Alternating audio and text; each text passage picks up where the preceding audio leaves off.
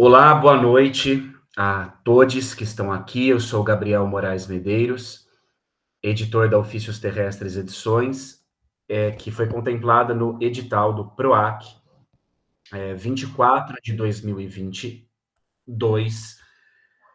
E esse edital possibilitou que, entre as ações de contrapartida separadas e preparadas por nós aqui da editora, a gente desenvolvesse um minicurso, ou melhor, 3 minicursos, ou um minicurso em 3 módulos, ou um minicurso em 6 aulas, para que a gente discuta questões importantes sobre a narrativa contemporânea, em específico sobre a narrativa curta, o conto, o gênero conto, já que nesse edital nós fomos contemplados, eu, Wisner Fraga e Fábio Mariano, com narrativas curtas. Então, a ideia hoje é discutir aqui um pouco com vocês algumas questões básicas da estruturação da narrativa curta. E eu já aproveito a fazer o convite, pessoal, para vocês conferirem a programação desses minicursos em sua totalidade, porque a gente buscou diferentes abordagens. O Fábio Mariano, que é o autor, um dos autores do livro Abaixo da Bandeira, que motivou essa proposta de contrapartida, ele falou um pouco, desde a semana passada, né, em 2 sessões, sobre questões de formação de leitoras e leitores. Uma abordagem mais pensando num plano pedagógico. Então, para quem dá aula, para quem se interessa, quem assistiu, o Fábio, não sei se alguém aqui se inscreveu no minicurso dele. De qualquer maneira, caso não tenham assistido, vai ficar disponibilizado no YouTube também no canal da Ofícios Terrestres Edições, que eu já passo aqui no chat para vocês. Então, o Fábio visou a uma discussão mais de direito à literatura, de formação de leitoras e leitores, e visando o âmbito da sala de aula. A minha ideia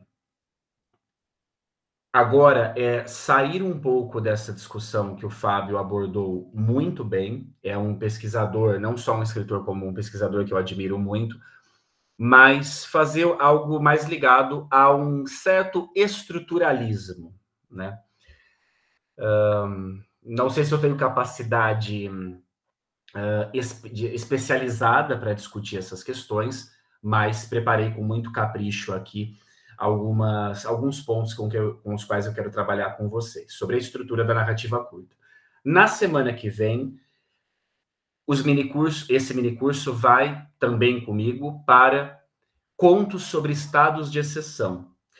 O Abaixo da Bandeira, que é o livro que vai ser publicado também como a principal questão desse edital em que fomos aprovados, é esse aqui.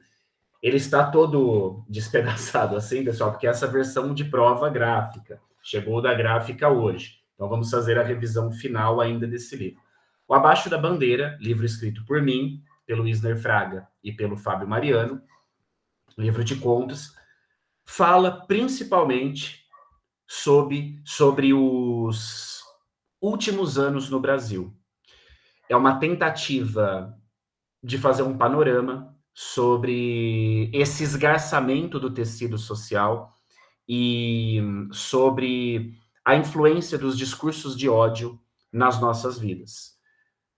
Não temos a intenção com esse livro de dizer como as pessoas estão se sentindo, de sermos aqueles que dizem como é ter estado no Brasil nos últimos 4 anos, mas fazemos uma tentativa ficcional de criar algumas questões ali sobre essas tensões tão presentes, infelizmente, no nosso cotidiano.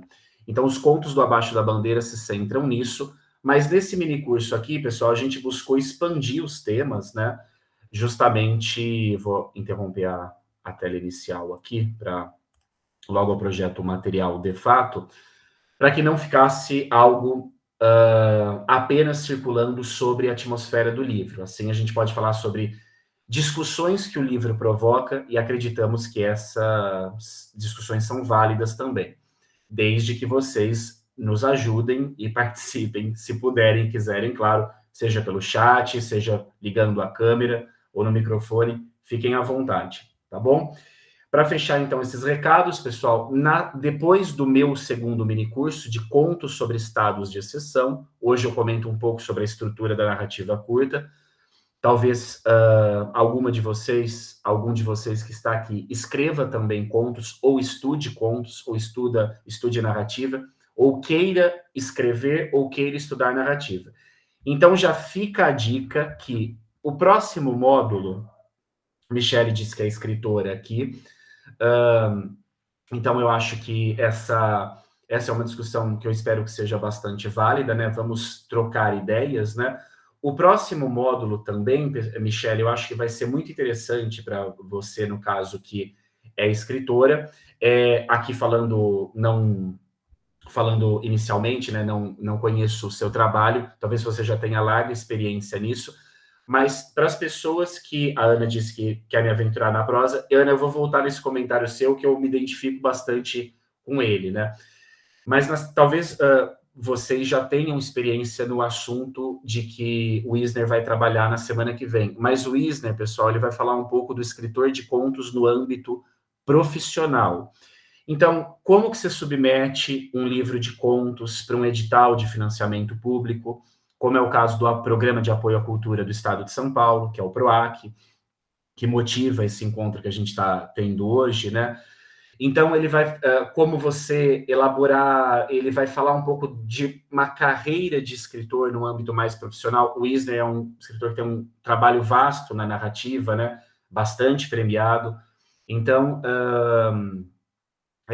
nessa questão mais de profissionalização, eu acho que as oficinas é o nome do outro evento que teve. Os minicursos do Wisner vão ser bastante válidos também, né? Então, faço o convite para vocês, eu vou divulgando ali também nas redes sociais da Ofícios Terrestres Edições, certo? O nosso Instagram é Ofícios Terrestres Edições. Caso vocês não sigam, peço que sigam, tá bom? Tem o canal do YouTube, onde a gente vai postar esses vídeos também, esses eventos que ficam gravados, e, obviamente, o acesso sempre vai ser gratuito. Só confirmar aqui, e tem uma pessoa entrando, vou colocar no chat também. Vamos lá. Então, posteriormente, e fazendo os dois módulos, vocês também têm a questão do certificado, como eu mencionei para vocês, ali no formulário que vocês se inscreveram. Então, para encerrarmos esse introito, né? Eu gosto de repetir as coisas, então agradeço demais e fico muito feliz que vocês estejam aqui, que sexta-feira à noite, às vezes o pessoal já está cansado aí do trabalho, né? Então eu fico especialmente feliz por ser sexta-feira hoje, vocês estarem aqui, não terem me deixado sozinho. Boa noite, Pedro, tudo bem? Então, um último recado, relembrando que esse minicurso foi patrocinado pelo Programa de Apoio à Cultura da Secretaria de Cultura do Estado de São Paulo, do PROAC, no qual o projeto Abaixo da Bandeira foi contemplado. Vamos lá, então, pessoal. Começando a partir de agora, de fato, o nosso minicurso. Vamos até as 8h30. Participem, se puderem, tá bom? Se não participarem, eu tenho o conteúdo para dar, eu vou tocando, mas eu sempre gosto de conversar com as pessoas e falar. Então, por favor, participem, se puderem. Pode ligar a câmera, pode ligar o microfone, certo? Belezinha. Ana, sobre o seu comentário, antes de eu projetar o nosso slide aqui, você disse, né? Poeta querendo me aventurar na prosa. Eu me identifico muito com o seu comentário. Eu tenho uma grande dificuldade em escrever prosa. Uma imensa dificuldade de escrever prosa. Isso não é um storytelling aqui, uma retórica para... eu estou muito feliz com a possibilidade de estar nesse livro, né, de estrear nos contos. É uma estreia para mim. Já o Fábio tem uma experiência mais longa com a escrita de contos, e o Wisner nem se diz, né? Ele já tem uma história, uma estrada aí. eu tenho muita dificuldade em escrever contos. A prosa, ela já me interessa... Ó, afirmação complicadíssima aqui, mas estou falando no bom sentido. A prosa, ela já me interessa mais do que a poesia há muito tempo. Eu estudo, sobretudo, prosa, né? Eu estudo Roberto Bolanho, escritor chileno, latino-americano, exilado no México, na Espanha, por bastante tempo. E o que me fascina no Bolanho é justamente a prosa dele. Né? A Ana disse aqui que também tem dificuldade na prosa, né? E não adianta, é muito complicado. Uma das coisas que me assombravam ao escrever, tentar escrever contos, eu sempre parava, pessoal, sempre parava depois de uma página, depois de um parágrafo, é que parecia que eu estava copiando de uma forma bem fake o Roberto Bolanho. Essa é uma grande angústia que eu senti, né, de fato. Então, eu tentei um pouco, e um dos textos teóricos que eu trouxe aqui fala um pouco dessa certa angústia da influência, né, sobre as escritas que a gente tem. Então, a poesia, não vou falar de poesia hoje, já vou ao ponto aqui, mas a poesia, ela tem uma coluna vertebral quebrada, né? Mas que circula a todo tempo. Você, com imagens muito aleatórias, você consegue escrever um poema. Se é um poema bom, se é um poema ruim, essa é uma outra discussão. Tem poemas que eu escrevo que eu acho ruins, que pessoas falam que são poemas ruins, poemas que são bons. Beleza. Mas ela é muito mais plástica, ela tem uma capacidade de fazer-se valer através do estranhamento. A prosa, nem tanto, no meu ver. Não estou dizendo aqui como vocês devem ler prosa, como deve ser o conceito de vocês de prosa. Estamos em 2023, né? Então, pelo amor de Deus, a prosa é livre, né? A prosa é livre. Mas eu acho importante, já que esse é um mini curso oriundo de um edital público, que eu tenha aqui um compromisso também com questões teóricas que exijam preparo, né? O Gabriel fala Joyce que o diga, né? Vai aparecer o Joyce aqui também como citação no material que eu preparei. A Bruna disse que...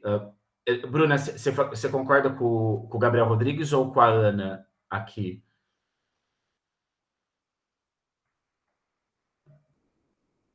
O Gabriel falou que estava lendo ontem. E assim, a prosa, ele exige... sim. Mas, não, de fato, com essa questão da dificuldade da prosa, né? Eu não sei, de fato, Bruna, se você também escreve, mas se você concorda com isso, provavelmente você também já incursionou por essas dificuldades, né, da escrita da prosa. E é muito difícil. O corporal é diferente. O corporal muda mesmo. O gasto de energia é diferente. Não quero aqui ficar com um discurso romântico, mas é possível escrever poesia deitado. É possível escrever poesia no celular, ali fazendo uma anotação. Você tem bons fragmentos, né? Tinha uma teoria poética que aparece um pouco nos anos 60, de potencialização das palavras, né? Então, parecia a palavra ouro, por exemplo, uma palavra super batida, banal, você colocava do lado da palavra palha, por exemplo. Ouro, palha, ouro, palha. Isso já dá um curto-circuito ali entre as duas palavras e causa um estranhamento que já é poético. Mas a prosa não, você tem que ter um compromisso com uma estrutura narrativa, você tem que ter um compromisso com uma estrutura de verossimilhança, você tem que pensar nos personagens, né? Então, é uma energia muito maior que se despende. Eu não estou dizendo que é fácil fazer poesia, como não é fácil fazer nada. Já dizia o Cesare Pavese, lavorar estanca, né? Trabalhar cansa, tudo que exige trabalho cansa. Não vivemos no jardim do Éden, né? O Sebo Manaus, Sala dos Autores Latinos, eu já comento aqui. Sebo, a conta Sebo Manaus, qual que é seu nome, por favor? A Michele fala, a Michele Zanin, tenho 3 livros de poesia e migrei para prosa faz uns 5 anos. No começo é muito difícil, concordo e me identifico com sua fala. Então, uma coisa que eu acho importante, pessoal, a gente tem que pensar também em algumas estratégias, né? E eu já falo dessas estratégias. O que acontece? Antes, eu só queria fazer um rápido comentário. Eu ficava muito incomodado quando eu lia os textos em que o Bakhtin, o glorioso Mikhail Bakhtin, crítico literário maravilhoso, filósofo, e Yannis fez um comentário aqui, eu também já leio, e se eu estiver esquecendo de responder vocês, me cobrem, por favor, pessoal. O Bakhtin falava que a poesia era em si mesmada, né? A poesia ela era menos polifônica do que a prosa. Ela, nesse sentido, não sou especialista em Bakhtin, estou usando uma palavra aqui minha, não estou pondo na boca do Bakhtin. Nesse sentido, a poesia era mais elitista. E, de fato, quando a gente escreve prosa, e eu estou falando como um iniciante na prosa, parece que estamos nos comunicando mais, sim, com as pessoas. Eu falava com a Tércia Montenegro, que é uma escritora de Fortaleza, que eu admiro muito e tive a honra de publicar um livro dela, chamado As Delícias, pela Ofícios Terrestres Edições, que é um romance, não é conto, mas a Tércia tem larga experiência com contos também. E eu falei isso com ela, né? Que eu estava bastante impactado por essa virada de chave, né? Pelo fato de ter passado a escrever prosa. E eu pretendo continuar na prosa. E agora eu falo a questão estratégica antes de projetar o material aqui. A gente tem que pensar também, pessoal, e vocês que são interessados em literatura, seja como crítica, como escritores de prosa, seja como pareceristas, o Pedro falou que tem dificuldade também, existem mais concursos literários contemplando prosa do que poesia. Então, o conto e o romance, o ideal é que surjam mais concursos, evidentemente, que mais pessoas sejam contempladas. Tem muita gente fazendo literatura. Acho que vivemos um momento excelente da literatura brasileira, né? Sim, eu já dizia o grande Benjamin, o lírico no auge do capitalismo, né? Eu lembro, só muito rapidamente, tem uma cifra que o Benjamin traz sobre o Baudelaire, Ana, que, se eu não me engano, com Os Mistérios de Paris, no século XIX, o Eugène Sue, um livro de prosa, ganhou 6 milhões de francos. O Charles Baudelaire, ao longo da vida inteira, ganhou 15 mil francos. Ou seja, olha a discrepância do século XIX, isso, entre um livro que faz sucesso em prosa e um livro que faz sucesso em poesia. Claro que existem livros de poesia que também têm projeção comercial e fazem bastante sucesso, né? A Mar Becker, por exemplo, é uma excelente poeta e, se eu não me engano, A Mulher Submersa, se eu não me engano, vendeu mais de 4 mil exemplares, né? E é uma grande poeta, né? Então, assim, não é uma questão determinista também, né? Mas, de fato, eu acho que, em termos de estratégia, pessoal, eu acho que a prosa, pensando em concursos, em editais públicos, né? Porque a gente, na medida do possível, tem também que tentar participar desses eventos, né? Seja para pagar contas, seja para pagar boleto, seja para tentarmos dar mais visibilidade às coisas que nós produzimos. E tenha você 18 anos, 45 ou 79 anos, É importante, eu acho que esses editais públicos são caminhos, sim, para nós buscarmos recursos, sejam recursos mais espirituais, literários, sejam recursos mais pragmáticos mesmo. Um edital me possibilita pagar mais boletos num determinado momento do ano, né? A gente tem que... Eu sou um pouco bolanhista nesse sentido, né? Então, e tem mais editais de prosa, pessoal. Então, pensem nisso. E quem não escreve, às vezes vai ser parecerista, né? Tem os editais que chamam para parecerista, mas vamos lá que esse assunto do Wisner na semana que vem. Vou ler só aqui as mensagens. Autores latinos que me influenciam muito. Eu gosto muito de fragmento latino, fragmentos do Ênio, por exemplo, as Guerras Púnicas. Quando eu estava na graduação, eu estudava latim, né? Não vou tornar uma sessão de psicanálise esse minicurso, mas eu gosto do Horácio, gosto de uma poeta chamada Sulpícia, que era uma poeta latina. Gosto da Safo, de Lesbos, não era latina, mas era de uma cultura helênica mais maravilhosa, maravilhosa. Tem tradução do Guilherme Gontijo Flores, entre outras também, né?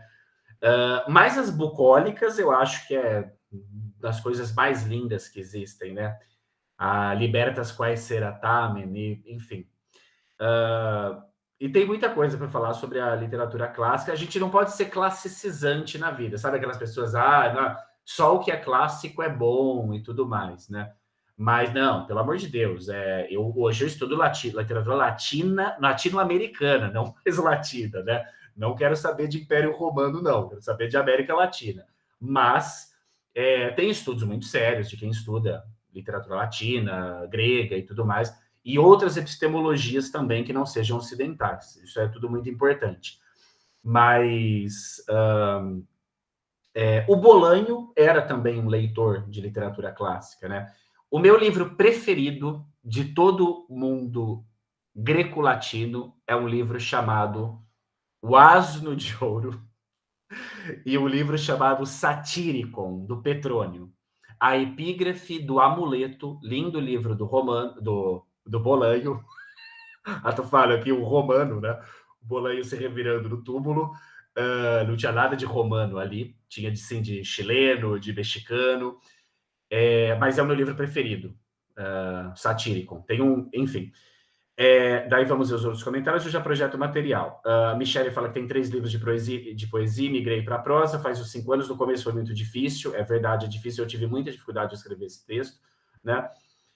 A Yannis fala: tenho dificuldades em escrever textos longos em geral, seja prosa ou poesia. Me dou bem com o mini-conto, por exemplo. O mini-conto é muito interessante, né? O mini-conto é muito interessante e o primeiro material aqui ele vai um pouco para essa questão do mini-conto. E o Pedro fala também tem muita dificuldade em escrever prosa, né? Como eu disse, até a postura, né, pessoal? Porque você tem que ficar ali no computador. A escrita acadêmica também é muito difícil, né? O texto de poesia, você põe um verso, daí você volta esse verso depois. Mas o Bakhtin, no final das contas, eu dou o braço a torcer. A prosa fala mais com as pessoas. Eu não estou pregando aqui que vocês... não escrevam poesia. Acho poesia lindo, maravilhoso, legal e tudo mais. Eu me vejo como poeta. Se bom ou se ruim, essa é uma outra discussão, né? A gente sempre espera que as pessoas sejam condescendentes com a nossa poesia, né? Então, também sou um ser humano e gosto de elogios, mas gosto de crítica também, que são críticas construtivas, né? Críticas demolidoras, eu cito o Bolanho, né? Não me batam no fígado, porque a gente sofre, né? Mas críticas construtivas, isso é fraco, aqui tá mal calibrado. Mas não, eu fico triste com críticas também, todo mundo fica, né? Mas são importantes, obviamente. A Michele fala, particularmente meus livros em prosa foram melhor escritos do que poesia. Muitas pessoas diziam para mim que não liam poesia. A poesia tem uma questão complicada. As pessoas, às vezes, leem poesia como, não estou entendendo aqui. Na verdade, não necessariamente existe um mistério na poesia, né? Eu acho que esse discurso romântico que a poesia tem um mistério por trás dela é um pouco, talvez afaste um pouco. E a poesia também, ela tem uma fala, às vezes, mais isolada, mas depende, né? Depende, isso é muito relativo também, essa questão bakhtiniana de que a poesia é elitista, né? Não era exatamente isso que o Bakhtin dizia, mas, grosso modo, o texto dele vai um pouco para isso, né? A Ana diz que poeta sofre. Quando um poeta escreve e lança um livro em prosa, gera uma comoção, porque a prosa é muito mais valorizada que a poesia. Eu estou traindo a musa poética e me dedicando à prosa agora, pessoal. Mas é por uma questão de... Tinha aquela música, né, que dizia nos anos 90, para ter as duas paixões não tem jeito, só tendo dois corações no meu peito, né? Enfim, brincadeiras à parte, né? Eu não lembro do resto dessa letra, nem de quem cantava essa música, mas eu ouvia na infância no busão que levava do ônibus que levava para a escola, e veio agora, depois de muito tempo, né? Entre outras lembranças que eu tive. Mas, assim, eu me interesso mesmo mais por prosa hoje. O próprio Roberto Bolanho, gosto da poesia do Bolanho, mas acho a prosa do Bolanho muito melhor que a poesia dele. Mas, de fato, é verdade o que você fala, né? A Bruna fala que o Satyricon é muito bom. O Satyricon é espetacular. Espetacular. Livro muito, muito bom. A Bruna diz, tenho mais facilidade com a escrita acadêmica que com a prosa ficcional. Sim, eu tenho dificuldade com as duas, né? Mas escrita acadêmica é difícil também, eu concordo. O Rafael, né, do Sebo Manaus, Rafael, do gênero ensaio, acho que o gênero ensaio é bem interessante. O meu sonho, o que é o paraíso para mim, Rafael? O que seria o paraíso para mim? Seria frequentar um curso eterno da Susan Sontag, a maior ensaísta, não a maior, né? Tem muitas outras tão grandes como ela, mas falando aqui numa esfera um pouco afetiva. A Susan Sontag é maravilhosa, uma ensaísta brilhante, e o paraíso para mim seria eternamente assistindo às aulas da Susan Sontag. A Larissa fala, venho de... Não sei se eternamente, né? Não, eternamente, com certeza. Já que eu me filio também ao movimento, como bolaniano, ao movimento romântico. Venho de uma escrita acadêmica, a Larissa diz, e passei a escrever pequenos contos sobre questões do dia a dia. Alguns acabaram se tornando poesia por acaso. Essas fronteiras também são fluidas, né? Sem dúvida, aqui é bastante... E eu gosto muito, o Mini Conto apareceu pela segunda vez aqui, vou projetar o material, e é muito interessante isso, é um gênero que me interessa demais, né? Ensaio é muito gostoso de se escrever, sem dúvida é um gênero mais livre, pode escrever no chat, não captei... sim, Susan Sontag. Vou projetar aqui, então, pessoal, para vocês. É um texto clássico sobre escrever contos, tá bom? Mas muito provavelmente vocês já leram. Se não leram ainda, recomendo a leitura. É um texto do Ricardo Piglia, chamado Forma... Não dá, né, para falar esse Ricardo, Galvão Bueno, assim. Então, Ricardo Piglia, maravilhoso, Formas Breves, né? Texto muito conhecido, mas eu gosto de começar pelos clássicos, né? Não dos clássicos latinos, mas dos clássicos latino-americanos, né? Vamos lá, então, vou fazer a projeção aqui. Só abrir com outro PDF, senão dá problema. Ai, meu Deus, só deu uma travada aqui. Um segundinho. Vocês estão me ouvindo, pessoal? Tá aparecendo aqui? Sim, beleza. Então, vamos lá. Agora vai dar certo, hein? Essa minha internet tem alguns problemas, mas a gente consegue lidar aqui. Se eu começar a travar, eu desligo a câmera por um tempo e depois abro de novo, certo? Vamos lá. Tem 20 páginas aqui esse material, mas fiquem... Não vamos ler tudo, é um material que posso disponibilizar também. A escrita acadêmica é complicadíssima. Eu tomei também algumas porradas em momentos de defesa de monografia, de dissertação, então, gatilhos. Escrita acadêmica, gatilhos aqui. Mas é muito legal, adoro o texto acadêmico e vamos embora, né? O que acontece? Tese sobre o conto, pessoal. Ricardo Piglia, né? Vamos lá. Tese sobre o conto. Está projetando aqui, vou aumentar o zoom um pouquinho.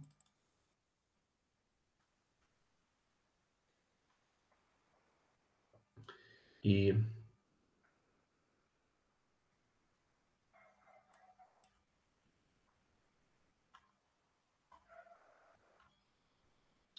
só um minutinho que o meu PDF está meio travandão, pessoal. Senão eu tiro um print e projeto, porque não é muito longo o trecho que eu vou ler.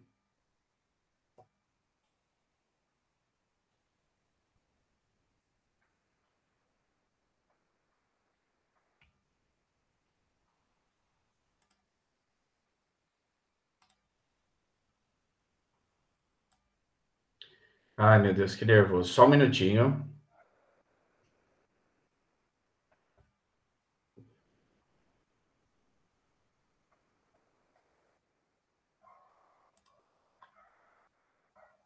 Pronto. Temos imagens.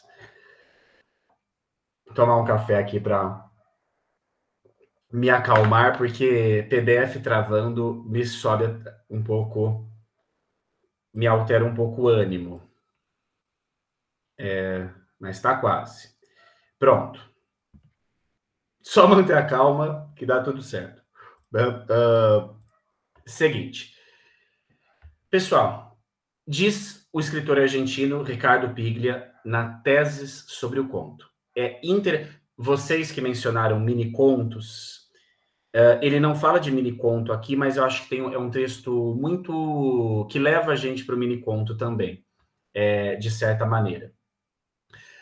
Num de seus cadernos de notas, Tchekhov registra esta anedota. Um homem em Monte Carlo vai ao cassino, ganha 1 milhão, volta para casa, suicida-se. A forma clássica do conto está condensada no núcleo desse relato futuro e não escrito.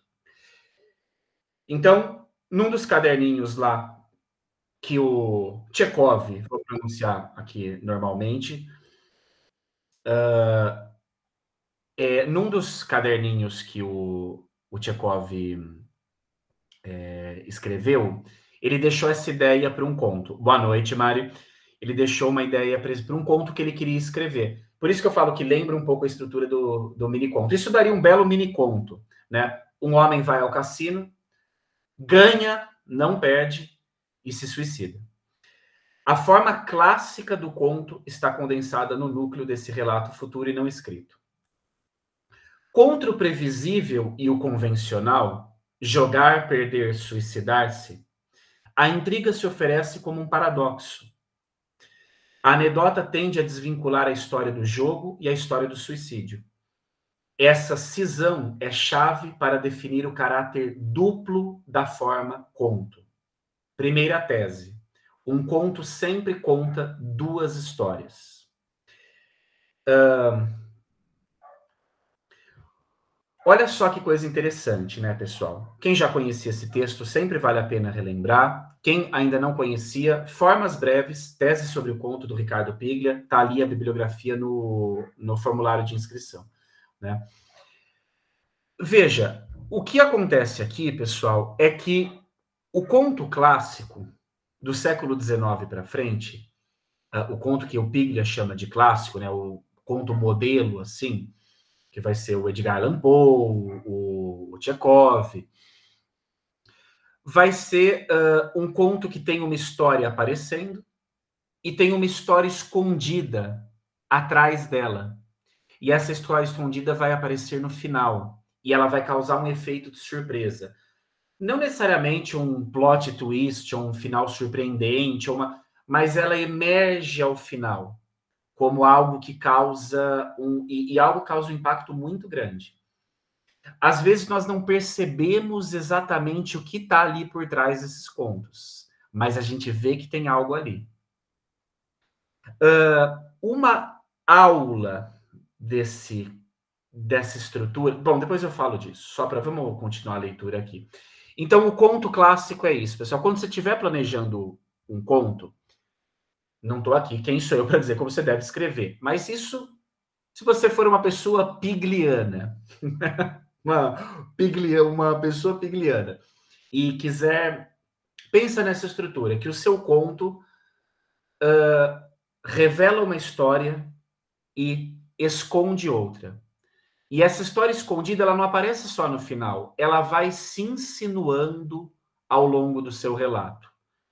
E daí ela se percebe no final. O bom contista, a boa contista, vai saber fazer isso com maestria. Tem um livro chamado Perifobia, da Lília Guerra, autora muito importante da literatura brasileira contemporânea. Tem vários contos muito legais nesse livro. Esse livro tem PDF no site da USP. Eu peguei do site da USP, Michele. Exatamente, eu peguei o Formas Breves. A Lília Guerra, ela é um exemplo desse livro Perifobia, desse conto clássico à la Piglia. Claro que a Lília Guerra tem uma literatura diferente, ela não se resume ao que o Piglia está dizendo, mas ela também sabe operar nos contos clássicos, segundo o Piglia. Que talvez não seja uma influência para a literatura dela, ela fala de outras questões, mas ela dá uma aula dessa fórmula pigliana com muita habilidade, como grande escritora que é, num conto, por exemplo, chamado Artigos de Luxo, de Perifobia. É um conto pequeno. A forma como a história escondida aparece no último parágrafo é algo impressionante. É um conto sobre a realidade brasileira, sobre uma realidade periférica da Grande São Paulo. Tem coisas aqui que não que fogem ao escopo do Ricardo Piglia e são muito presentes no Brasil de hoje. Então, politicamente, também é um livro muito importante. Se eu não me engano, esse livro foi finalista, não sei qual foi o prêmio agora, mas foi o finalista de um prêmio bastante importante. Não sei se foi da Biblioteca Nacional, depois eu confirmo essa informação. Mas leiam Perifobia. Tem outros contos dela também, tem questões ali que são várias, que não são piglianas e tudo, mas esse conto, Artigos de Luxo, é um exemplo disso. Eu não vou dar spoiler aqui, mas quando vocês irem o que é a história que se conta claramente e o que é a história que se conta de maneira escondida, isso está bem exemplificado ali. Quem trabalha como professora, professor e tudo mais, e deseja usar isso, esse conto da Lília funciona muito, muito mesmo. Além de ser um grande livro de contos, né? Daí, pessoal, o Piglia continua. O conto clássico, Poe, Edgar Allan Poe, Horácio Quiroga, adoro os dois, narra em primeiro plano a história 1, o relato do jogo, e constrói em segredo a história 2, o relato do suicídio. Claro, não tem uma causalidade aí, né? A gente pressupõe, logicamente, que esse personagem hipotético do Chekhov, ele não se matou porque ele ganhou no cassino. História do suicídio, história da vitória no cassino, são duas histórias separadas. A arte do contista consiste em saber cifrar a história 2 nos interstícios da história 1. Não está o ideal a visualização desse PDF, pessoal, peço desculpas. Um relato visível esconde um relato secreto, narrado de modo elíptico e fragmentário. Olha só. Então, você esconde o jogo, né? A história 2, que é a história que é o coração do seu conto, você esconde, você cifra, você coloca de modo camuflado na história 1, que é a história principal. O efeito de surpresa se produz quando o final da história secreta aparece na superfície, ou seja, na história 1. Né? Ele fala aqui nessa outra passagem, né? Os mesmos acontecimentos entram simultaneamente em duas lógicas narrativas antagônicas. Os elementos essenciais de um conto têm dupla função e são empregados de maneira diferente em cada uma das duas histórias. Os pontos de interseção são o fundamento da construção. Então, quando se revelam e pontuam sinais da história 2 na história 1, você vai fundamentando a arte de escrever contos. Queria só ler um último trecho aqui, em que ele fala uma coisa genial, genial, genial. Sabe aquele gol que o Maradona fez contra a Inglaterra? Eu sempre torço contra times europeus nas Copas do Mundo. Isso faz parte do meu espírito de torcedor futebolístico, né? Então, aquele gol do Maradona contra a Inglaterra em 86, que ele dribla o time inteiro, é o chamado gol del siglo, né? Eu acho que esse trecho do Piglia é comparável ao gol do século. Comparável ao gol do século. Olha que coisa genial que ele diz aqui, pessoal. Você pode, obviamente, discordar e tudo, não sou eu que tenho que dizer o que você concorda ou aquilo com que você discorda. Mas, meu, isso é muito, muito bom. Olha só. Kafka conta com clareza e simplicidade a história secreta e narra sigilosamente a história visível, até convertê-la em algo enigmático e obscuro. Essa inversão funda o kafkiano. Ou seja, se o Kafka fosse escrever esse conto do Chekhov, ou do Chekhov, para as pessoas que implicam e querem pronunciar como em russo mesmo, a história, qual que vai ser a inversão? O Kafka vai narrar nos mínimos detalhes, com aquela linguagem burocrática, com aquela linguagem de sistemas de controle, com aquela linguagem meio impassível, meticulosamente a história desse personagem suicida. E ele vai colocar em segundo plano, de forma cifrada, a história do cassino. O Kafka faz ao contrário. Por isso que ele é perturbador. Essa é uma das explicações estruturais. Isso é lindo, né?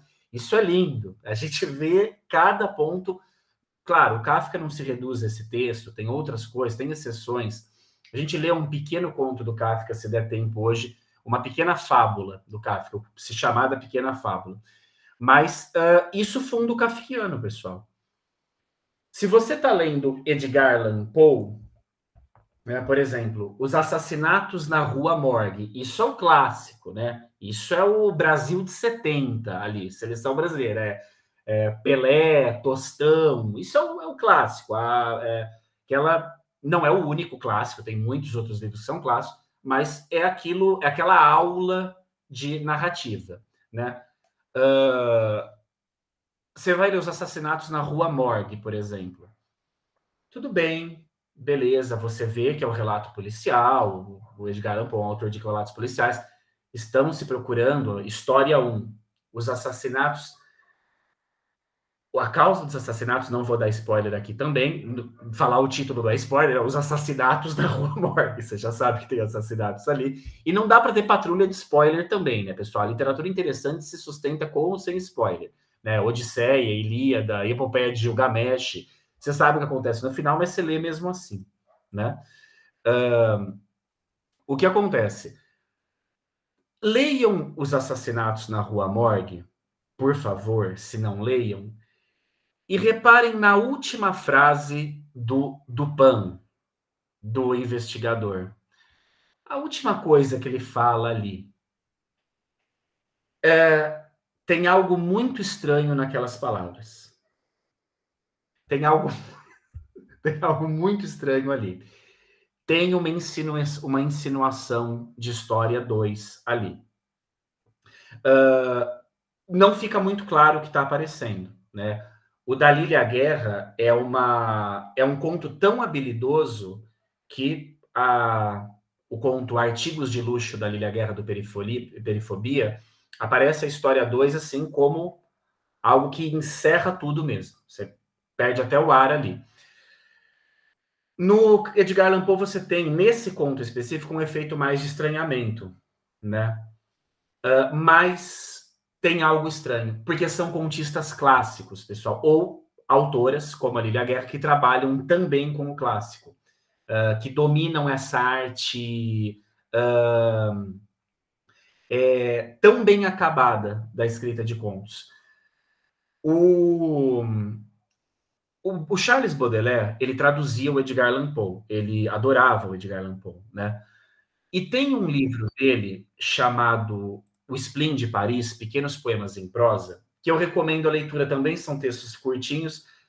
E tem um conto chamado Ou um Poema em Prosa, né? As questões são fluidas aqui. Tem um conto dele chamado Pequenos Poemas em Prosa, do Charles Baudelaire, chamado Senhorita Bisturi. Esse Senhorita Bisturi se narra claramente um encontro ali de um homem com uma mulher e tudo mais, eles começam a conversar sobre notícias no jornal, entre outras questões, mas você vê que tem uma história 2 ali insinuada nos intertextos da narrativa. Qual que eu acho o problema dessa história do Piglia, pessoal? É que a gente começa a tentar ver isso em tudo e a gente vira um absolutista do Piglia, né? Se a gente pega um contista genial, como Machado de Assis, vocês leram um conto dele chamado A Causa Secreta? Esse conto, A Causa Secreta, se revela, né, não no final da narrativa, mas num ponto médio da narrativa, um dos motores do conto.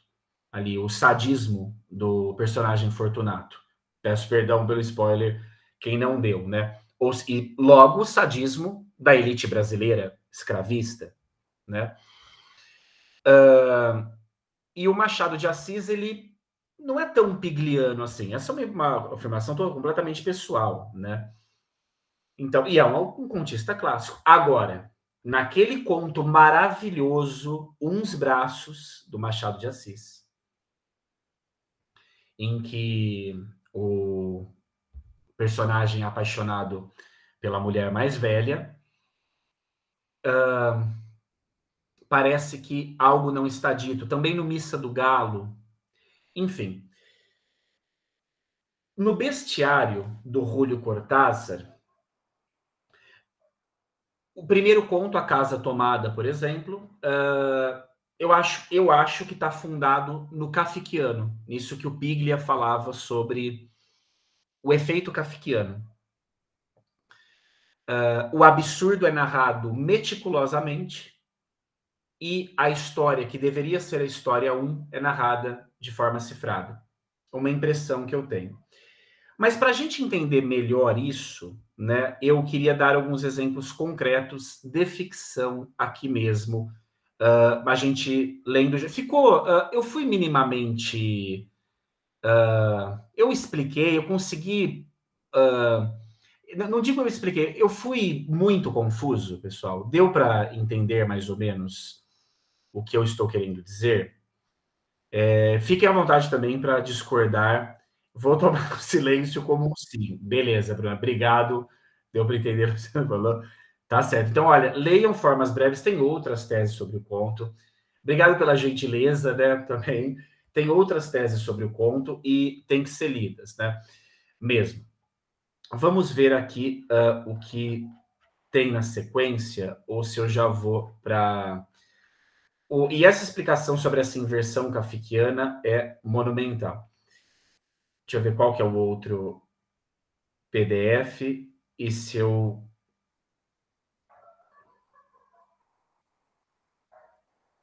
Vai falar do Borges, beleza.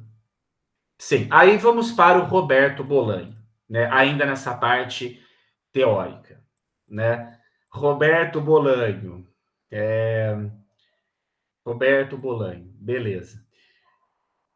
Como eu já tenho... Ó, isso saiu no Entre Parênteses, pessoal, que eram os artigos que o Bolanho citava no jornal. Ele vai falar sobre escrever contos. O meu amor pela literatura do Bolanho começou com os contos do Bolanho. Eu li primeiro os contos e depois os livros maiores, o 2666, o Detetives Selvagens, né? E quando a gente ama muito a obra de um escritor ou de uma escritora, a gente tem que fazer um trabalho de exorcismo também. E desde que eu li Bolanho mesmo, em 2010, já lá se vão 12 anos e muitos cabelos brancos, eu tenho tentado exorcizar o Bolanho, no seguinte sentido, de não ficar copiando o Bolanho toda hora, né? Claro que se eu copio o Bolanho, o que eu escrever vai ser invariavelmente fake, mais fraco do que o Bolanho. Então eu tentei no Abaixo da Bandeira, ainda que influenciado pelo Bolanho, não copiar o Bolanho. Aquela coisa, você começa a ler muito Clarice Lispector, você fica naquela possessão Clarice Lispectoriana. Tem que tomar cuidado com isso, mas é muito difícil, né? Enfim, vamos ver o que o Bolanho falava sobre como escrever contos, sabe? Como que funciona aí o negócio de escrever contos, conselhos de Bolanhos sobre como escrever contos. E tudo que eu peço perdão pelo... Isso também está na página da USP, o PDF, tá bom? Mas está no livro entre parênteses.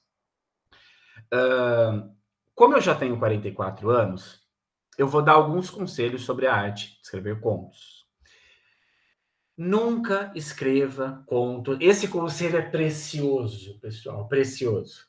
Vou discordar de algumas coisas dele aqui. Talvez eu não discorde, mas vou tentar discordar. Mas este conselho, eu pessoalmente concordo, né?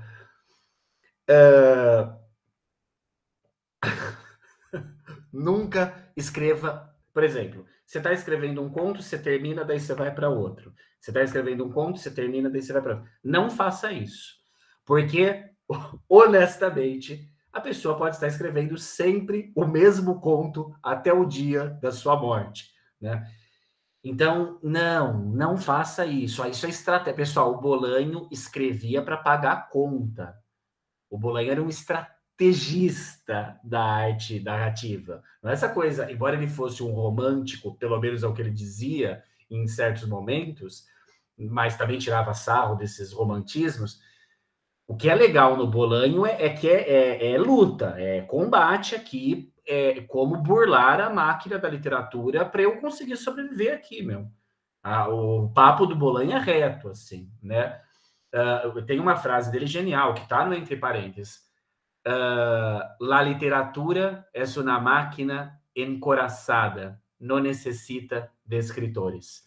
A literatura é uma máquina blindada, não precisa de escritores. Ou seja, sabe esse discurso que muitas vezes a gente tem? Meu Deus, eu queria ser reconhecido, eu queria ser reconhecido, eu queria ser reconhecido. A literatura não tem dó das pessoas, né? Ela é cruel. O Bolanho, isso é um problema, é uma crítica que o Bolanho faz ao sistema literário. Não é um determinismo, darwinismo aqui, né? Tem escritores brilhantes que são esquecidos, né? Então, essa é uma angústia do Bolanho. Mas, bom, vamos ao que... Então, seguinte, então, cuidado, pessoal. Vocês que estão escrevendo contos... E assim, quando vocês virem um edital de conto, pessoal, abriu na cidade de vocês, ou abriu o PROAC, ou abriu outro edital... Não fica, é um pedido, Não fica com aquela coisa, ai meu Deus, mas eu não sei escrever conto. Não, manda ver, a pior coisa que você vai receber é um não, e daí você tenta no outro edital, né? Vai para cima, né? Esse é o fato, senão a gente não faz as coisas, né? Então isso é muito importante, não precisa ter uma maturação perfeita, uma conjunção astral para você produzir, pelo menos no meu ver, para você encare os editais. É necessário. Não tenha vergonha do que você escreve, né? E, se possível, encarar bolanisticamente, com estratégias, né? Então, esse é um bom conselho para o Bolanho, né? O melhor é escrever os contos de 3 em 3, ou de 5 em 5. Então, por exemplo, você começa um conto, escreve um parágrafo. Escreve o primeiro parágrafo do seu segundo conto, do seu terceiro. Assim, um conto te descansa do outro, pessoal. Aqui parece que ele está, talvez, dando uma zoada, mas eu acho que é muito racional o que ele está... não tem... É muito racional o que ele está dizendo. Por exemplo, você imagina que a gente só lê um livro, né? Olha, eu viciei em Julio Cortázar e não saio do Julio Cortázar. A gente vai ficando meio bitolado naquilo, né?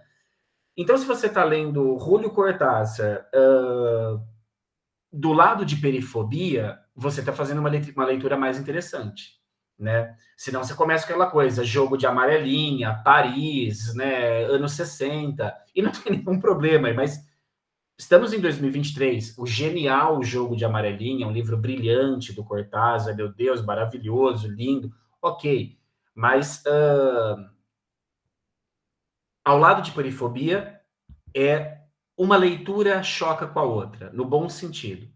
Há uma complementação dialética delas. Se você inclui um terceiro livro, como um do livro do Chekhov, por exemplo, ou um outro livro que você goste, mais interessante ainda, é a mesma coisa quando você vai escrever conto, pessoal. Assim, um conto te tira do outro.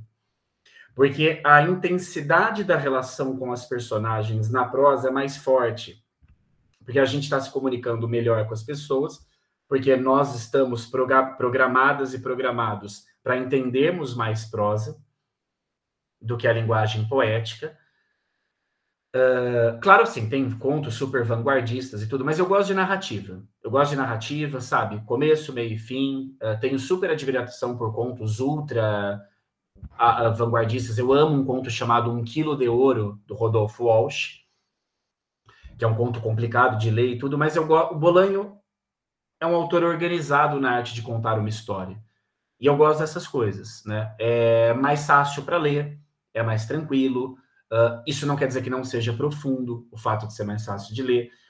Mas então, um conto te tira do outro, né? Isso é bom. Se você se vê com energia suficiente, se tiver energia para isso, escreva os seus contos de 9 em 9 ou de 15 em 15. Lembra, pessoal, aqui quem fala é um escritor que vive para pagar as contas, né? Pragmaticamente.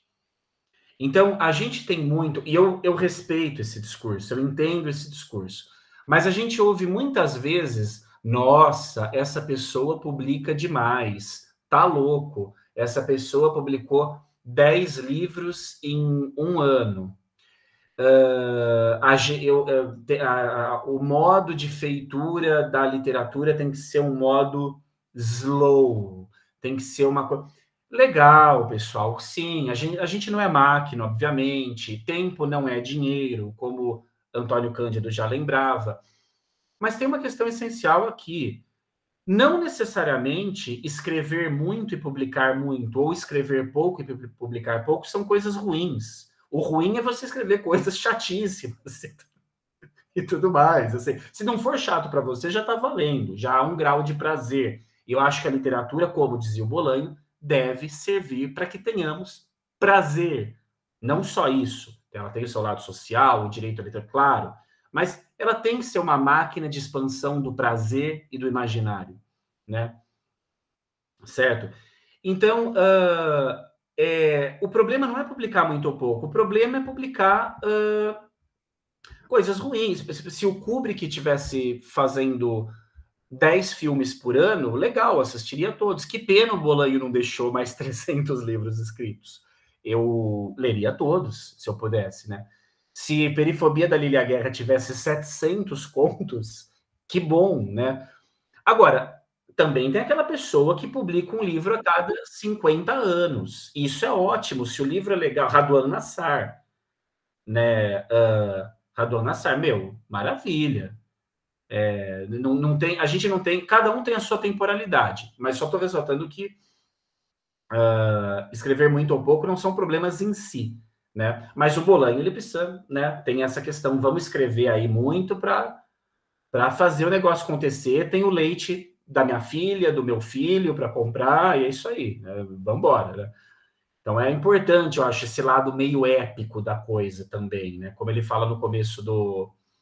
enfim, não sei se vocês concordam comigo, fiquem à vontade para discordar. Então, 15 em 15, você tem que estar com muita energia mesmo, hein, pessoal? Se escrever de contos de 15 em 15, mas se der, vai embora.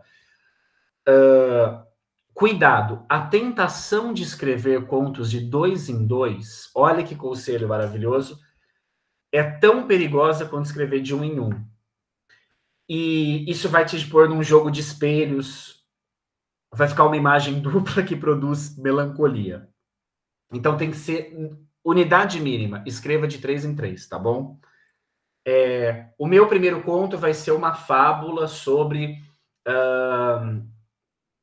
um papagaio. O segundo conto é um conto sobre um cara que é assaltado no ônibus. O meu terceiro conto é um conto sobre alguém que ficou viciado na internet. Escreve ao mesmo tempo. Certo? Escreve ao mesmo tempo, um te tira do outro. E se a gente tem que se comunicar com as pessoas com literatura, se a literatura é uma conversa, nunca uma coisa que o escritor ou a escritora vai falar e vai ser isso, ponto final, não. Leitores criam sentidos, evidentemente, a crítica cria sentidos. Então, 3 é um bom número para você escrever de 3 em 3, né? Ele vai falar, tem que ler Borges, tem que ler Quiroga, tem que ler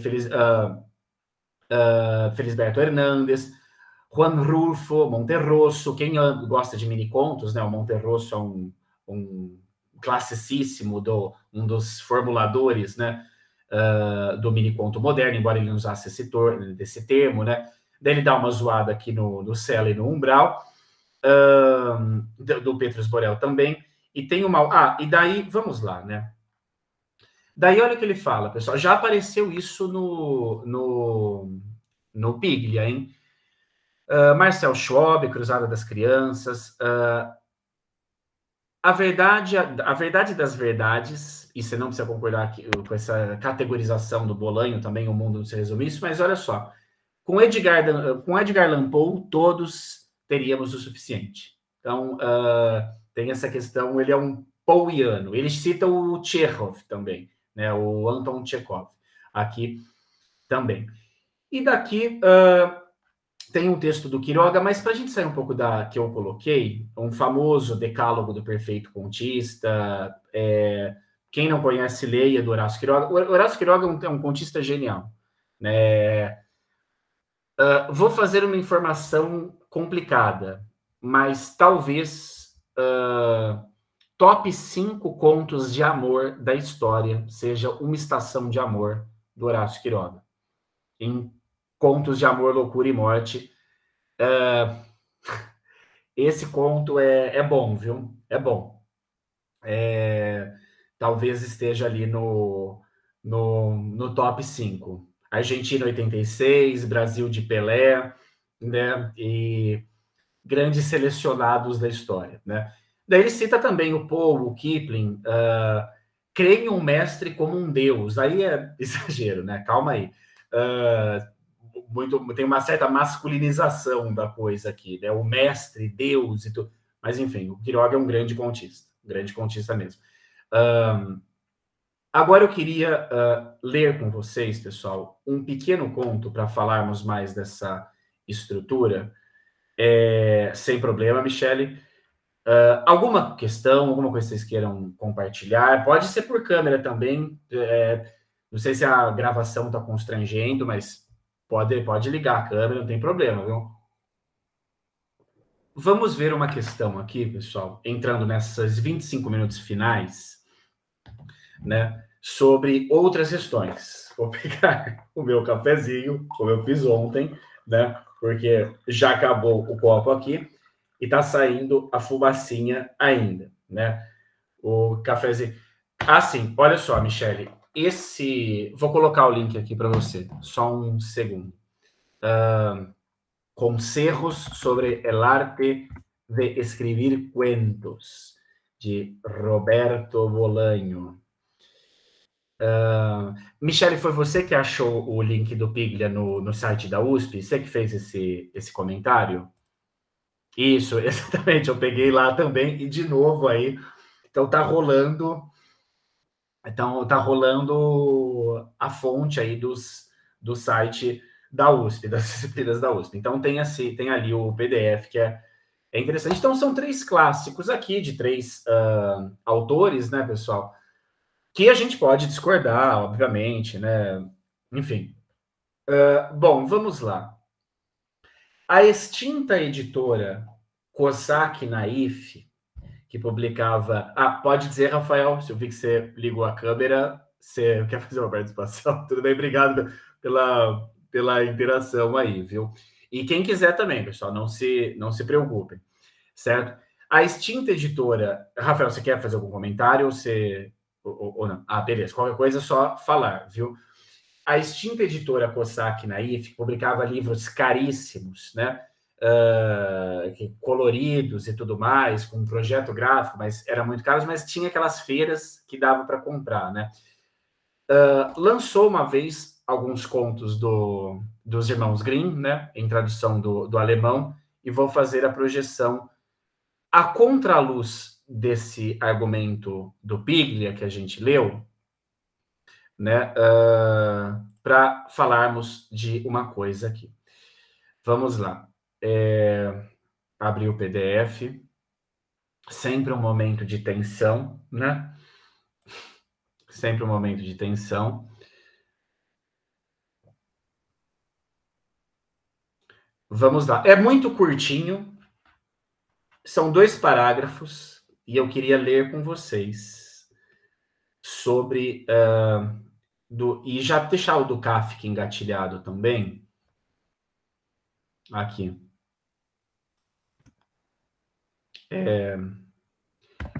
Eu sempre falo isso, pessoal, é bom repetir. Eu não fico pedindo para as pessoas falarem, fulano, ciclano, fala uma comigo aí, porque quando eu estava num momento como numa aula, eu ficava constrangido se algum professor, alguma professora faziam isso. Eu não estou aqui como professor, estou num mini curso de literatura e tudo, né? Não tenho... Mas eu prefiro sempre que a participação seja espontânea, certo? Jamais, nos meus 16 anos de sala de aula, tenho alegria em dizer que eu nunca cheguei para alguém e falei, vem aqui na frente. Pessoa, participe, isso tem que ser, pelo amor de Deus. Tem gente que pensa diferente, mas eu queria... Me angustiava muito mesmo quando você estava a iminência de ser chamado por um professor ou uma professora, né? Não dá. Mas, como eu disse, não é psicanálise, é minicurso, então vamos projetar aqui. E vamos lá, então. Certo. E é muito rapidinho, pessoal. Estranha hospitalidade está aqui nos Contos Maravilhosos Infantis e Domésticos de Jacob e Wilhelm Grimm. Um chouriço e uma linguiça de fígado conviviam, e um dia o chouriço a convidou para ir à casa dele. Na hora da refeição, a linguiça, animada, foi à casa do chouriço, mas ao chegar à porta de entrada, avistou diversas coisas estranhas em cada um dos degraus da escada. Coisas sempre diferentes, como uma pá e uma vassoura se estapeando, depois um macaco com uma enorme ferida na cabeça e outras coisas desse tipo. A linguiça ficou muito assustada e abatida com o que viu, mas resolveu deixar para lá e decidiu entrar na casa, sendo muito bem recebida pelo chouriço. Ela tentou se informar a respeito das coisas estranhas que estavam do lado de fora na escadaria, mas o chouriço fingiu não ouvir, ou fez parecer que não valia a pena falar disso. Que isso, né? Vamos mudar de assunto aqui, né? Tipo, não vamos falar de política, né? Ou até falou alguma coisa sobre a pá e a vassoura. Como? Deve ter sido a minha criada que encontrou alguém e ficou de prosa na escada. Essa estrutura, pessoal, se repetia bastante nos contos de fada pela questão da oralidade, né? Chapeuzinho vermelho, nossa, você tem aqui o dentes afiados. Não, é impressão sua. Então vai criando a tensão ali, né? Não, você não viu ninguém sendo esfaqueado, não. Era a criada conversando, né? Logo foi desviando do assunto. Em seguida, o chouriço saiu, dizendo que precisava ir à cozinha para ver como andava o almoço, se tudo estava sendo bem preparado e se nada estava sendo desperdiçado. Enquanto isso, a linguiça ficou na sala, andando de um lado para o outro, pensando nas coisas estranhas que acabaram de ver. Quando alguém entrou, quando entrou alguém, não sei dizer quem, né? O narrador não sei dizer quem, e disse: Estou lhe avisando. Estou rindo de nervoso aqui. Tá bom? Estou rindo dessa aparição repentina do narrador. Não acho engraçado o que está sendo dito. Estou lhe avisando, linguiça. Você está na toca sangrenta de um assassino. Trate de dar o fora daqui se tem amor à vida. A linguiça, pessoal. Desculpa, é que esse não sei dizer quem eu não tinha reparado na primeira vez, tá bom? Eu achei uma intervenção meio aleatória do narrador, por isso estou dando risada. Seguinte, a linguiça não pensou duas vezes, saiu de fininho pela porta e correu o quanto pôde. E não... Chega, perdão. E correu o quanto pôde. E não parou enquanto não alcançou o meio da rua. Então, olhou para trás e viu o chouriço na janela do sótão com uma faca muito, muito longa, que reluzia, parecendo recém-afiada, com a qual ameaçou a linguiça, gritando: se eu te pegasse, eu te devoraria. Né? E daí, veja a anotação tautológica que eu fiz há muito tempo, quando eu usei numa aula esse conto, chouriço e linguiça. Né? Enfim, o que... exatamente, Alice, eu concordo. O terror dos introvertidos se chamado para frente da sala. Isso era desesperador. Pessoal, seguinte, o que eu quero... Peço perdão pelos risos aqui, não é sobre o conto, foi sobre a intervenção do narrador. Mas, enfim. Tem segunda esfera, se a gente pensar no que o Piglia disse, tem segunda esfera nessa história? Tem uma história cifrada que aparece, ou tudo parece ser a mesma história, que tudo bem, se revela o perigo ali pelo qual a linguiça estava passando, e ela conseguiu escapar do perigo no final. Parece que tem uma história cifrada por trás disso, ou não? O que vocês acham, sinceramente, disso? Se quiserem fazer algum comentário, ou outras coisas que vocês acham desse conto. Não sei se vocês conheciam esse conto de fada, né, dos irmãos Grimm.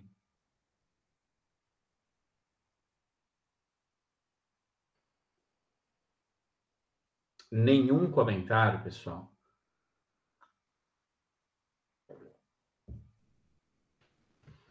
Então, olha só. Que momento, como se dizia no Pulp Fiction, né, um uncomfortable silence. Olha só, no meu ver, não sei se vocês concordam, não existe segunda esfera nem história cifrada aqui. A coisa é muito clara. Existe um começo, meio e fim, um clímax ali na narrativa, a linguiça conseguindo escapar de um perigo que ela tinha. Isso, o Luciano fala, apareceu uma história desde o início, né? Apareceu uma história só desde o início, eu concordo com você. E algo muito mesmo objetivo, de quase pedagógico, né? Ainda que uma pedagogia do susto, né? Algo complicado também, com aquela moral da história bem clássica, né? Olha, cuidado com os desconhecidos, né? Não entra na casa das pessoas que você não conhece, aleatoriamente, se cuida, bem aquela coisa mesmo da arquetípica nesse sentido, né? Os últimos anos políticos no Brasil mostraram que a casa de conhecidos também pode ser perigosa, né? Esse é um do tema de uns contos do Fábio Mariano, no livro Abaixo da Bandeira, que está versão de prova gráfica aqui. Mas logo fica pronto. Já pedimos a impressão. Então, o que acontece, pessoal? Então, é algo muito evidente aqui. Não me parece haver uma história cifrada. A Larissa diz aqui. Aparece bem marcada mesmo essa questão da moral da história, né? Eu imagino, pessoal, que o fato de ser um conto maravilhoso, infantil e doméstico, não necessariamente um conto infantil, né? Porque eram contos maravilhosos, infantis e domésticos, o título original, né? Faz com que ele seja de épocas remotas. Tudo bem, foi uma compilação dos irmãos Grimm do século XIX, mas ele seja de épocas remotas e esse padrão que o Edgar Allan Poe incutiu à narrativa no século XIX, que o Piglia vai chamar das duas histórias, eu acho que é posterior a isso, né? É uma visão que eu tenho. Aqui a gente está numa esfera mais raiz mesmo da narrativa humana, né? É algo. O Poe já estava num grau mais, no bom sentido, artificial de elaboração, né? Por isso que também o Baudelaire gostava tanto dele, né? O Baudelaire é um poeta e um prosador dos artifícios, né? Então, eu não colocaria esse paradigma pigliano nesse pequeno relato que nós lemos. E o Kafka, já retoma essa apresentação, eu só vou projetar uma guia aqui. Deixa eu ver se eu acho Pequena Fábula de Franz Kafka. Essa eu não preparei, porque me veio... só ver se eu acho o livro muito rapidamente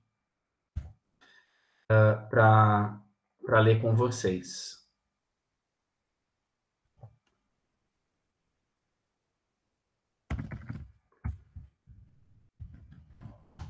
Um segundinho, porque eu acho que seria importante para fazer um contraste com essa. Acho que achei, hein? Vamos lá.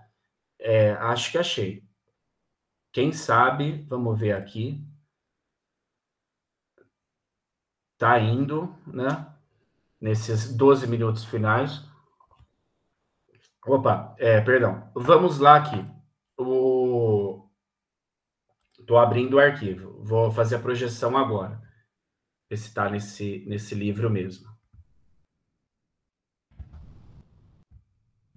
Isso, achei. Então tá certo aí. Vamos embora então. Olha só.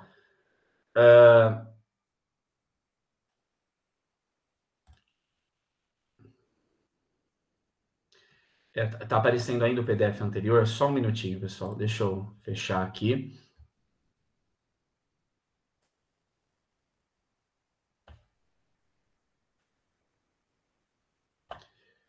Um segundinho que isso é importante. Pronto, já tá aqui. Eu falei pronto 10 vezes já, mas agora pronto mesmo, né?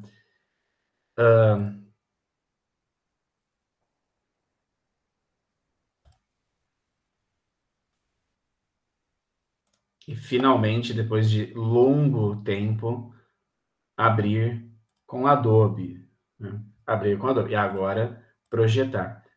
Seguinte.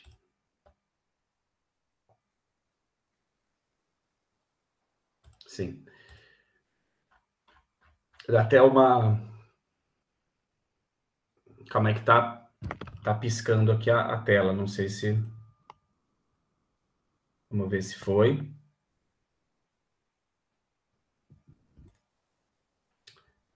Não, deu algum problema aqui. Parar a apresentação. Vamos tentar de novo. Aguenta um minutinho aí, pessoal. Rapidinho. Tô com medo de ter bugado tudo aqui. Rapidinho, só um segundo. Dá para pôr no chat de tão pequena que ela é.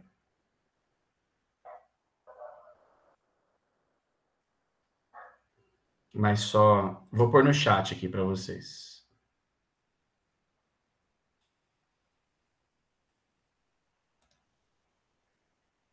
Pronto. Vamos lá. Deixa eu colocar no chat, acho que mais seguro.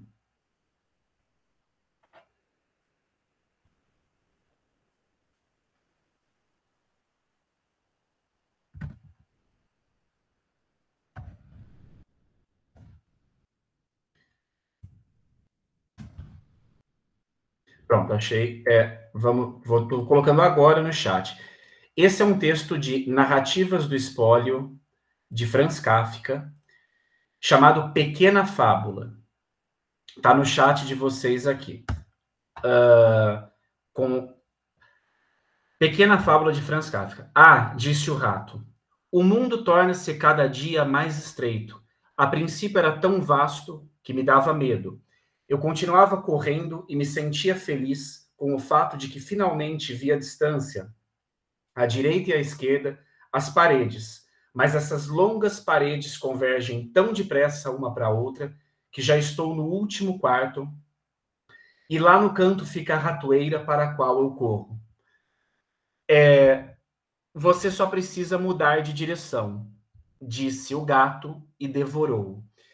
Ou seja, basicamente, se isso tivesse sido escrito por qualquer pessoa, talvez não tivesse tanto impacto, mas sendo Kafka escrever isso, né, a gente pensa nessa naturalidade com que ele narra o horror, né, e essa adimensionalidade da história, né.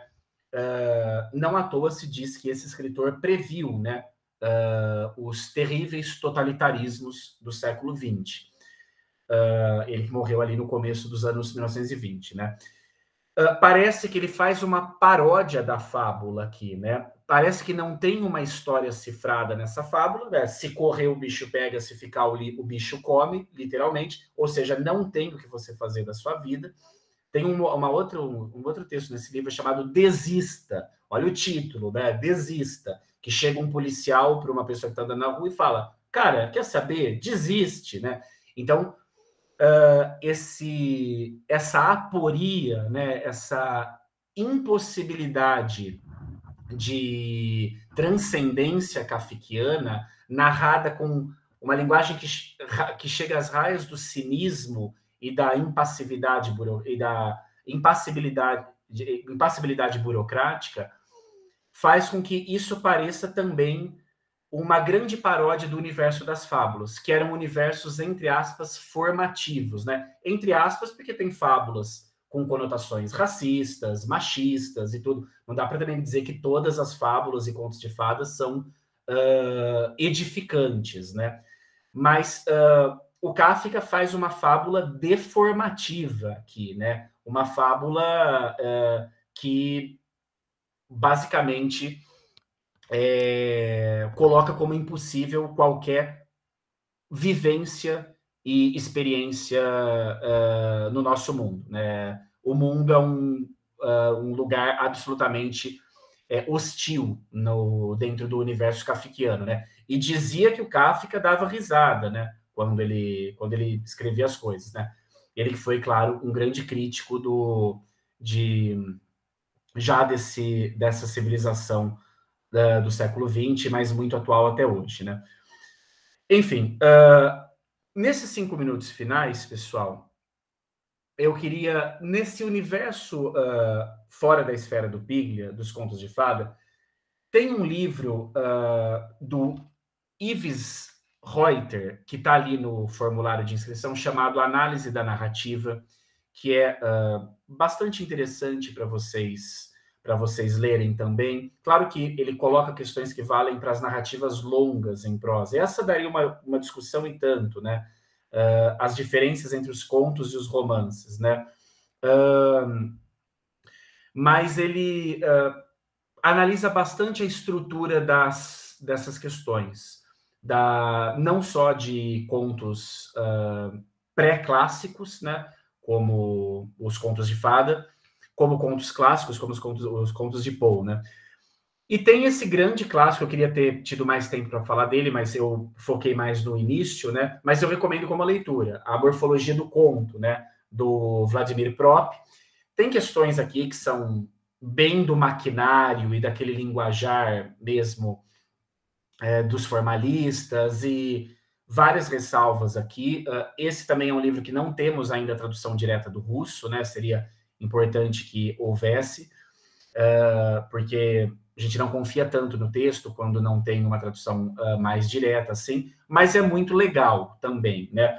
O próprio vai falar de diversas questões que fazem parte das funções dos personagens nas fábulas, né? Ou seja, nesses contos que eu estou chamando aqui de pré-Edgar Allan Poeianos, né? E você pode ter outras referências do que é um conto clássico, não precisa ser o Edgar Allan Poe, claro. Mas então, ele vai falar de funções dos personagens, por exemplo.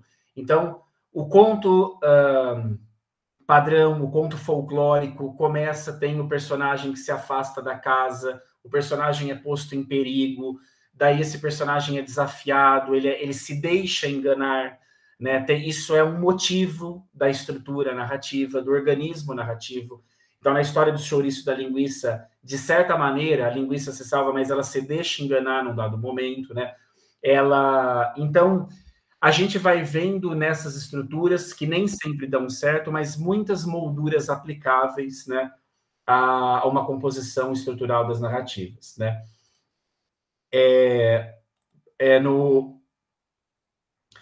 Olha só, diz a Larissa aqui. Me parece que esses 2 últimos contos são interessantes para pensar algo que você mencionou no início, sobre trazer para o campo da ficção algo do real que é visceral como recurso. Fico pensando em sempre como trazer para o campo da ficção sem perder o fio da meada. É difícil, né? No decálogo do perfeito contista, Larissa, o Quiroga ele vai falar que é complicado você trabalhar com muitos assuntos, né? Mas, ao mesmo tempo, eu acho que tem autores e autoras que tiram força de muitas abordagens de muitos assuntos, né? Por exemplo, não estou falando de conto aqui, mas ele também era contista. O Dostoiévski é um autor bem caótico.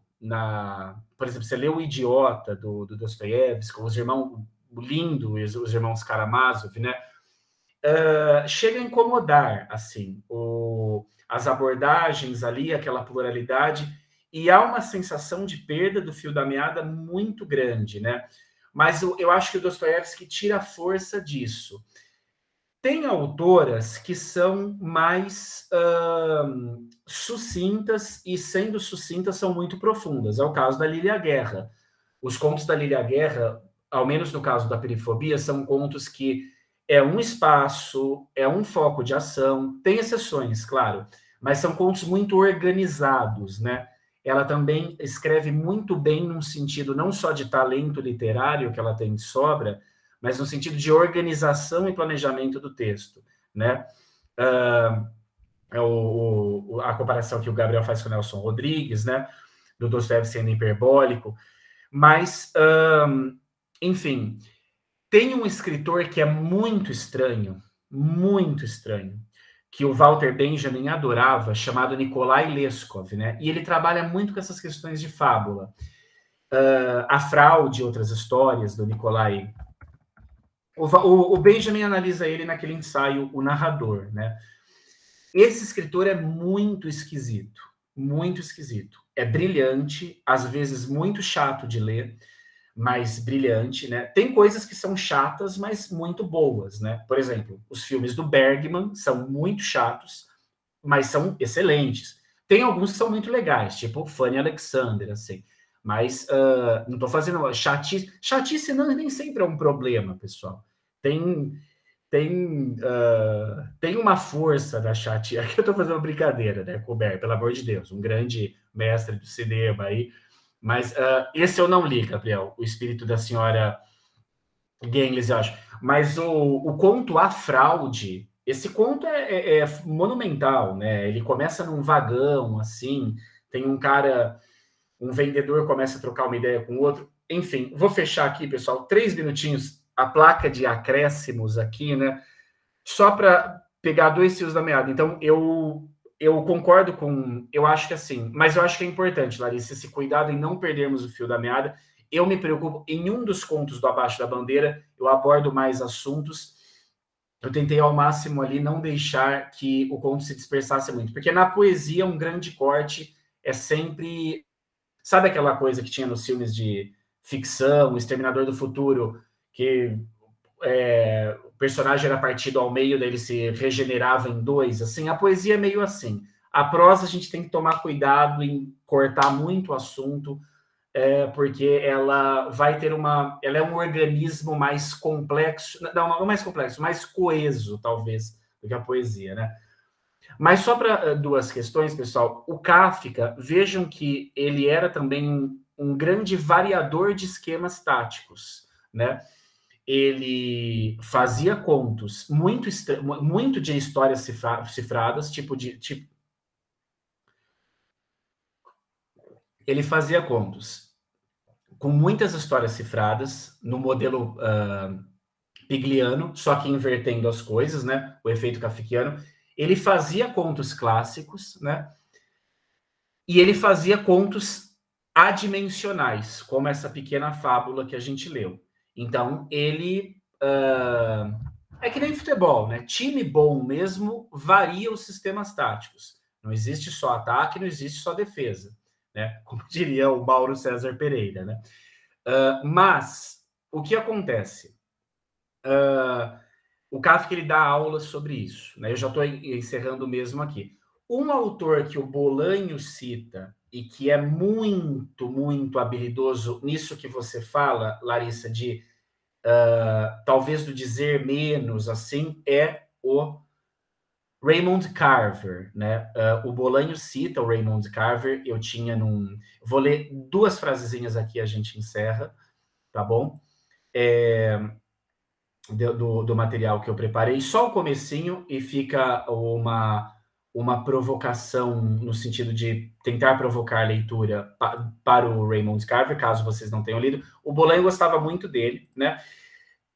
E lembrei de algo que eu ia falar também nessas considerações finais, que já é sexta-feira, vocês descansarão, né? E, mais uma vez, agradeço demais a presença. Mas 2 minutinhos aqui. Olha só.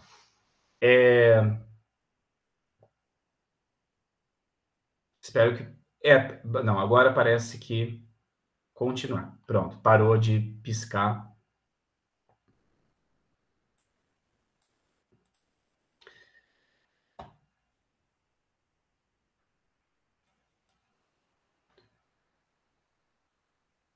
Pronto, vamos com calma. Calma.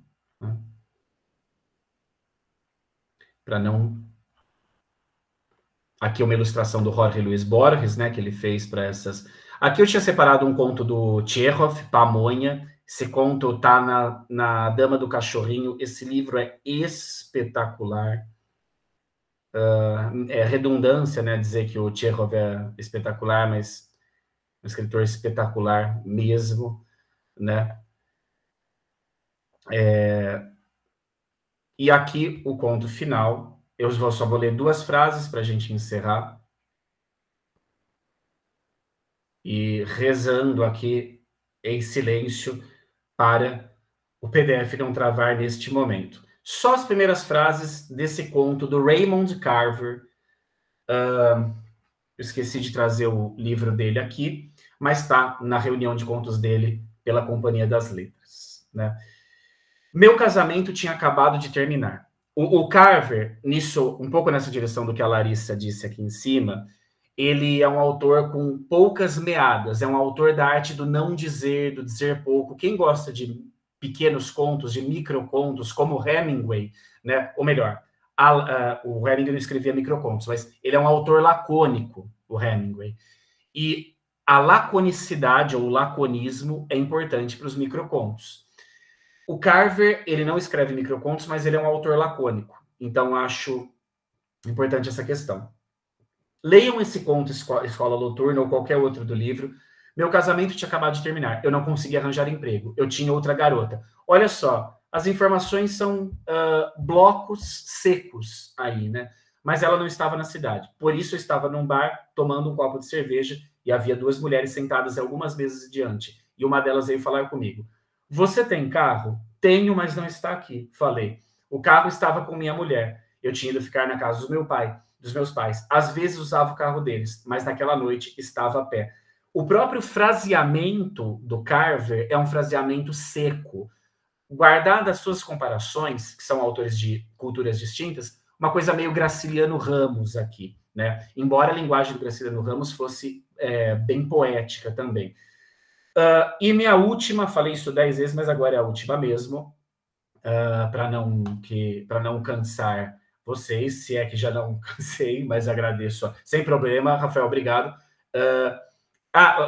Yane, sobre o link da presença, é automático na chamada. Fica tranquila que eu recebo ali na gravação. Tem um conto do Bolanho, além do da Lília Guerra, que eu falei, o Artigos de Luxo, tem um conto do Bolanho que é um exemplo sobre essa questão da história cifrada. É um conto chamado Dentista. é talvez o conto em que mais surge de uma forma mais intensa esse espectro da história cifrada. É muito visível ali. Leiam esse conto para vocês verem se vocês concordam comigo ou não. Enfim, obrigado. Saúde a vocês, então, nessa noite. Obrigado pela presença de coração. No dia 27, eu falo de contos sobre estados de exceção e passo depois o link para vocês. E é isso aí, pessoal. Obrigado, se cuidem. Fico muito honrado e feliz com a presença. E até mais. Tchau, tchau. Vou interromper a gravação aqui. Obrigado, Bruno Dianes, Bosileide, todo mundo, Luciano. Valeu. Em qualquer coisa, só me escrever. E o que precisar, eu tô aqui. Um abração, pessoal. Valeu. Deixa eu encerrar aqui.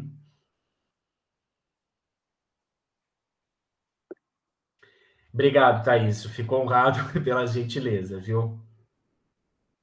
Pode falar, Pedro, por favor. Só um minutinho. Pode falar. Boa noite a todos, boa noite, Gabriel, tudo bom? Estão conseguindo me ouvir bem? Uhum. Quero agradecer mais uma vez, Gabriel, tanto pela aula de ontem quanto a de hoje. Assim, maravilhoso, sem explicações e sem palavras para Nossa, que honra. definir o que foi. Assim, grande aprendizado, grande troca, né? Não tem como pedir fala quando uma pessoa de grande conhecimento como o seu e que nos faz viajar falando, está falando. Então, assim, mais uma vez, muito obrigado tanto por ontem quanto por hoje. Apenas isso. Nossa, Pedro, fico muito honrado pela gentileza mesmo, de coração. É muito importante para mim ouvir essas palavras. Eu não tenho nem como te agradecer, de coração, viu? Obrigado pela presença no curso de ontem também, que foi um curso para outro edital sobre poesia. E espero que você possa estar aqui conversando comigo na semana que vem também, nesse segundo encontro do Projeto Abaixo da Bandeira, tá bom? Ah, sim. Vou colocar aqui então.